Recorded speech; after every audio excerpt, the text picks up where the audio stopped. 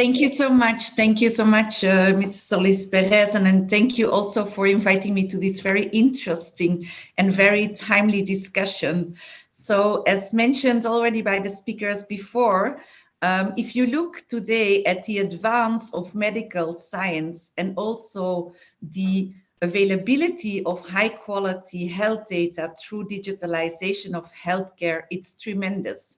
And Novartis, as a pioneer, often in developing treatments for diseases where no treatment is available yet, is very actively working with the different stakeholders in the healthcare system. So what I would like to do is, as you say, share our experience when it comes to collection of real-world evidence, especially in the area of ATMPs or cell and gene therapies, and then also from our perspective address why it's so important that this real-world evidence is used both for the approval of new treatments as for the reimbursement and afterwards the post-marketing surveillance.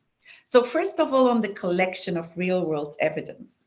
When we look at the collection of real-world evidence for any treatment, of course, as mentioned before, it depends on the good interoperability of systems, the standardization of quality of data, and also of good data sources of real-world data from which we then derive the real-world evidence. It was already addressed by Professor Ferlini that many of the diseases that are actually addressed by ATMPs are serious diseases, often life-threatening diseases, and very often these are also rare diseases. For that, the treatment of these diseases very often take place in specialized treatment centers. And therefore, we are confident that the data collection in that cases is often of better quality than for other diseases where patients are treated in other settings. So the use or the treatment of patients in specialized treatment centers gives, in a way, a guarantee for better quality of data.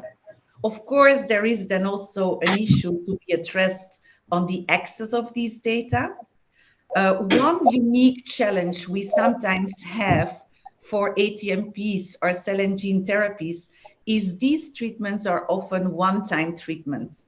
So over time, sometimes it's more difficult to follow the patient and therefore to collect the data. So this is something that needs to be addressed. On the other side, as was mentioned already before by Mr. De Kock and also by Professor Ferlini, many of these patients are actually, the data of many of these rare disease patients is captured in patient registries. The downside is that these patient registries are often at the national level and do not always have the complete data records or the treatment history of patients. So in a nutshell, as a company, we do believe that already today, there is a huge value as in considering real-world data as complementary to the data that we collect from the traditional clinical trials. But we also, as the previous speakers, believe that the currently launched proposal on European health data space will help to promote an even better exchange and access to the different type of data that were already mentioned before, but just to name two, it's the electronic health records and also the patient registries. So we do believe that the European health data space proposal will actually help to have a more uniform and a more consistent way of capturing data. And when these data are made available for example, secondary use, so for science and also for research, we will achieve high quality real world data that can be used by regulators and also by payers to make decisions on access for patients to the treatments. Why is it so important in the context of cell and gene therapies? So as I mentioned before, cell and gene therapies often address serious or life-threatening diseases, such as cancer and genetic diseases like SMA. And as was mentioned before, very often these are rare diseases. So patient groups are often very small. That's why running the traditional clinical trials might often be not feasible, but seeing the seriousness of the diseases be sometimes also unethical. And therefore, as I mentioned before, we see the real world data as a very good complementary source to the clinical trials as often defined by the clinical guidelines.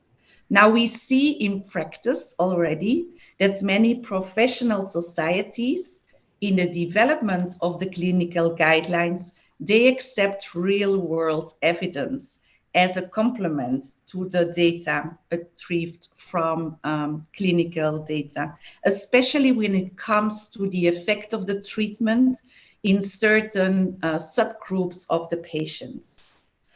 I also wanted to raise one example where actually the medical societies that are responsible for developing the treatment guidelines for rare diseases, they have, for example, in Germany, used real-world evidence to come up with the treatment guidelines for adult SMA patients. So these are just a few examples to basically support our position that real-world evidence is a very good complementary source to the clinical trials and can really help. The use of real-world evidence can really help to boost innovation and therefore improve the standard of care and also result in faster access for patients.